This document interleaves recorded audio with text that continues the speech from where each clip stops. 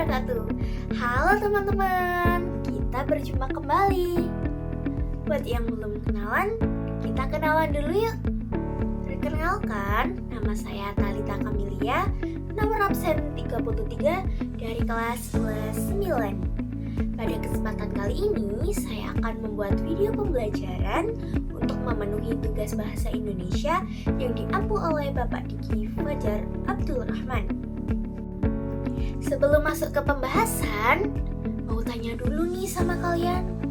Kalian pernah gak sih lihat berita? Baik itu berita di TV, di TikTok, di YouTube, dan di sosmed yang lain? Pastinya sering kan? Apalagi hot news gitu. Nah, teman-teman, pada video pembelajaran kita hari ini, kita akan belajar bersama-sama tentang apa itu teks berita. Yuk kita belajar bareng-bareng. Nah, walaupun kalian sudah sering lihat berita, tapi kalian paham gak sih apa definisi teks berita itu? Nah, menurut Kamus Besar Bahasa Indonesia, berita adalah cerita mengenai peristiwa atau kejadian hangat yang terkini tentunya. Di dalam teks berita itu harus dapat dipertanggungjawabkan nih informasinya. Oleh karena itu, isi dari teks berita harus faktual. Nah, teman-teman, perlu kita ketahui bahwa teks berita disusun dengan pola piramida terbalik. Di antaranya, judul berita, kepala berita, tubuh berita, dan juga ekor berita. Mari kita kupas satu persatu. Yang pertama, pada bagian paling atas terdapat judul. Nah, judul ini harus ringkas, menarik perhatian pembaca, dan mewakili isi berita. Yang kedua, yaitu kepala berita. Kepala berita ini harus mengandung jawaban dari unsur adik simba, teman-teman. Apa aja ya? Adik simba terdiri dari A. Apa peristiwa yang terjadi? Di mana peristiwa itu terjadi? K. Kapan peristiwa itu terjadi? C. Siapa yang terlibat dalam sebuah peristiwa itu? M. Mengapa peristiwa itu dapat terjadi? Dan juga bagaimana peristiwa itu dapat terjadi? Jika keenam unsur ini lengkap, maka berita dapat disajikan dengan jelas dan urut.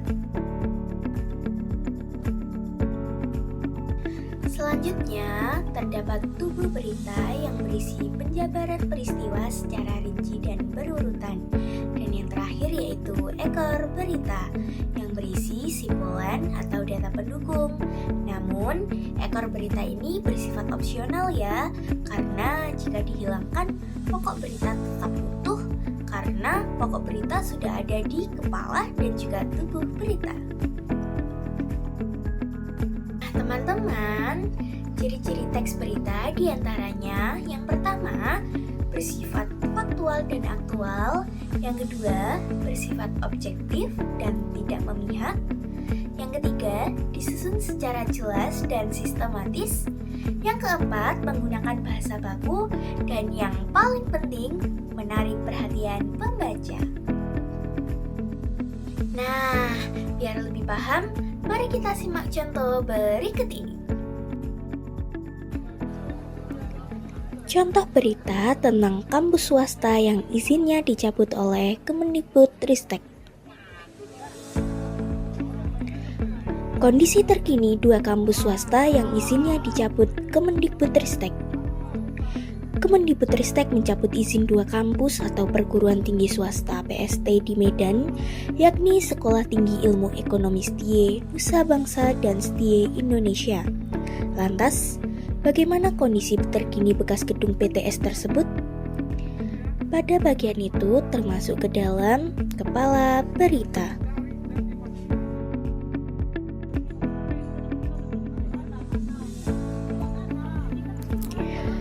Pantauan Detik Sumut.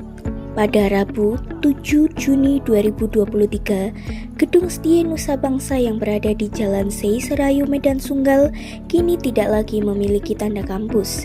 Kini, gedung yang dulunya berwarna orange tersebut telah berganti menjadi warna putih dan biru. Gedung itu sudah menjadi lokasi belajar Batari School. Batari School yang dulunya berada di Medan Polonia pindah ke lokasi ini beberapa tahun lalu. Sedangkan bekas kampus Setie Indonesia yang berada di Jalan Perbaungan Medan Area terlihat sudah kosong. Bangunan kampus yang merupakan deretan toko berlantai 3 tersebut terlihat tidak terawat. Beberapa jendela bangunan tersebut terlihat sudah tidak memiliki kaca lagi. Gedung itu terlihat digembok dari luar. Salah seorang warga yang berada di sekitar gedung tersebut, Yani, mengatakan gedung kampus tersebut sudah sekitar 4 tahun belakangan tutup. Gedung yang terdiri dari 4 pintu ruko tersebut sudah tidak ada aktivitas lagi. 4 tahun ini udah tutup, udah kosong itu, kata Yani kepada Detik Sumut pada Selasa 7 Juni 2023. Sebelum tutup, kampus Setie Indonesia ternyata sudah lama berada di lokasi itu. Setie sudah beroperasi puluhan tahun di lokasi itu. Itu sudah lama. Kalau tak salah udah ada 20-30 tahunan. Soalnya aku aja kerja di sini udah 10 tahun. Tutupnya. Berdasarkan penelusuran tim Detik Sumut, Setie Indonesia juga sempat memiliki gedung di Jalan Ring Road tepat di simpang Jalan Setiabudi Pasar 2. Gedung ini diketahui dijadikan lokasi kampus beberapa tahun terakhir. Kondisi di bangunan yang merupakan ruko tersebut terlihat sudah tutup. Tidak ada lagi logo atau jejak dari Setie Indonesia di lokasi ini. Pada bagian ini termasuk ke dalam tubuh berita.